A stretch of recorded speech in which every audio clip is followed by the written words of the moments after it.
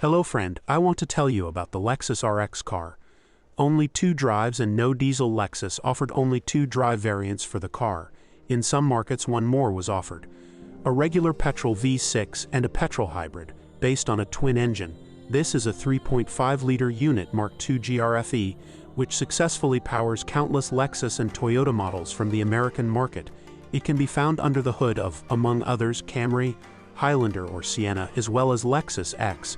An interesting car it found its way into is Lotus Evora, also the GT racing version. The engine installed in the Lexus RX 350 works in a classic way and has indirect injection, but the RX 450h version has a slightly modified engine. It is supposedly the same, Mark II GRFXE, but with a completely different work cycle, i.e. Atkinson. The fundamental difference between these engines is that due to the cut upper part of the power, there is less of it in the FXE 249 hydrogen phosphide than in the FE 272 hydrogen phosphide. However, the electric motor compensates for this loss, so ultimately the hybrid develops greater system power, equal to 299 HP. There are also differences in the transmissions. The hybrid has a classic Toyota ECVT transmission, i.e. a continuously variable transmission. The RX 350 version has a 5-speed automatic and, after the facelift, a 6-speed automatic. Another design difference is the transmission. The 350 model uses a classic system with a shaft and an electronically controlled multiplate clutch connecting the rear axle. The predecessor still used a permanent drive with a central differential.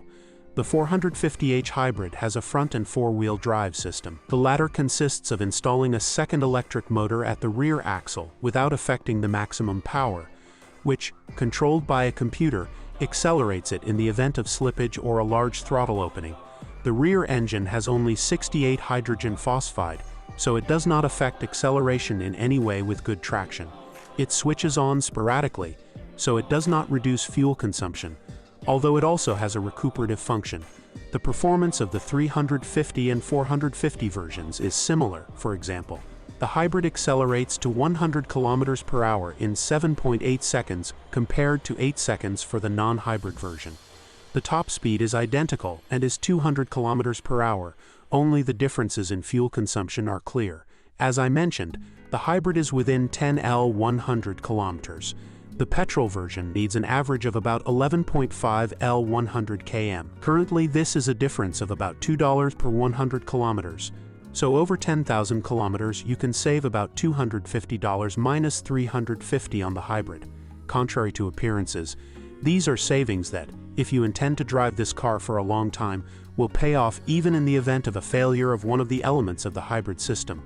The greater the share of city driving, the greater the savings will be. Both engines can be powered by gas, but in this way we will lose a lot of the already small trunk. Fuel consumption increases slightly. Fans of large SUVs will certainly miss the diesel here, but it must be remembered that the RX was created mainly with the American market and reliability in mind. Regardless of the drive version, the Lexus RX is equipped with air suspension with spring struts. This allows for increased ground clearance, but nothing more. The power steering is electric. The F-Sport variant has a stiffer setup. Overall, the RX remains a rather comfortable car, but not as versatile as, for example, German SUVs, which offer better suspension and at the same time drive more confidently. What do users complain about? First of all, the durability of the upholstery on the seats. It's leather, but so delicate that some have had their seats replaced at the authorized service center as part of maintaining good customer relations. Not everyone is thrilled with the handling, typically front-wheel drive, so understeering design and the quietness of the interior, insulation of the cabin from the air flowing over it. The ECVT transmission doesn't bother you that much because a pleasant sound of a naturally aspirated V6 emerges from under the hood. Of course, the 4-wheel drive in the hybrid version is disappointing. The same goes for the air suspension, which in practice does nothing. Although the Lexus RX could be a model for many contemporary cars in terms of interior control, operating the central display with the joystick, for example, requires a lot of getting used to. The display is already very old, and its graphics bring to mind the second generation of the Prius. Some people are bothered by the plastics on the cockpit, but many appreciate the overall quality of the assembly. What's broken and what to check? In practice, small things break down, mainly equipment elements, rain sensor, multimedia, air conditioning. Although these are sporadic cases of quite worn-out cars, or those from the US, the greatest risk is associated with the failure of the hybrid system and the engine or automatic transmission.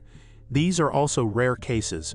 For example, replacing the batteries is not yet a common phenomenon. Everything indicates that they are more durable than in Toyotas. It is worth checking this at an authorized service station before buying. There are no faults in the hybrid drive yet. It is worth emphasizing, however, that unlike, for example, Priuses, few people use the RX as a taxi.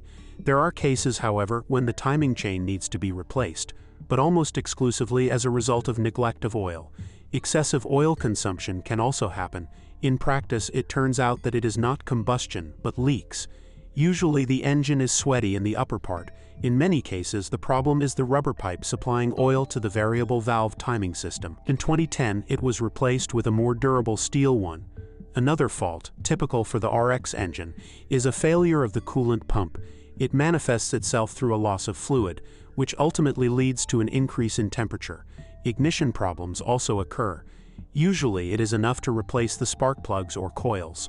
According to the manufacturer's assumptions, the plugs are supposed to last for about 160,000 kilometers, but in practice they should be replaced a bit more often. It is also possible that the appearance of the check engine light means a failure of one of the lambda probes or the throttle valve. On the other hand, the simultaneous lighting of the engine, AWD, and traction control lights usually means that the variable valve timing system is not working properly. One of the most irritating areas is the running gear. The suspension sometimes makes noise, and it is necessary to replace the entire spring struts. Lexus servicing involves using original parts, which are expensive but high quality and therefore very rare. Car repairs are not cheap. What's more, in the case of larger faults, you need a hybrid specialist or a mechanic who is willing to do it.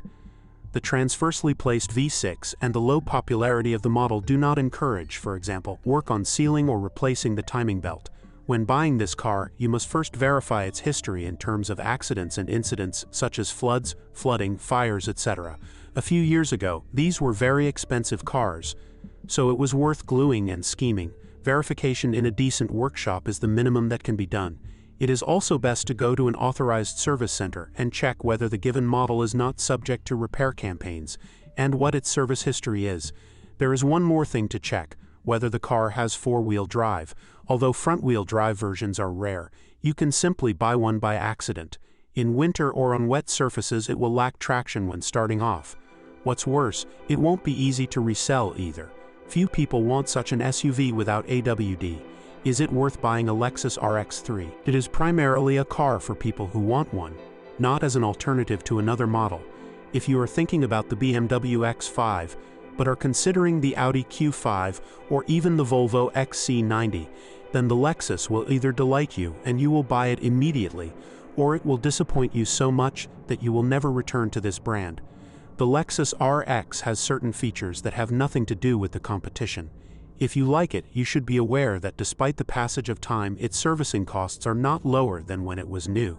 There are not many substitutes, and used parts are not as widely available as for Audi, Mercedes, or BMW. The specific design also requires consideration, e.g. eCVT transmission, cockpit, or transversely placed V6 engine. Thanks for listening to me. Don't forget to subscribe to the channel and rate my video. If you know any problems with this car that I didn't mention, be sure to write about them in the comments.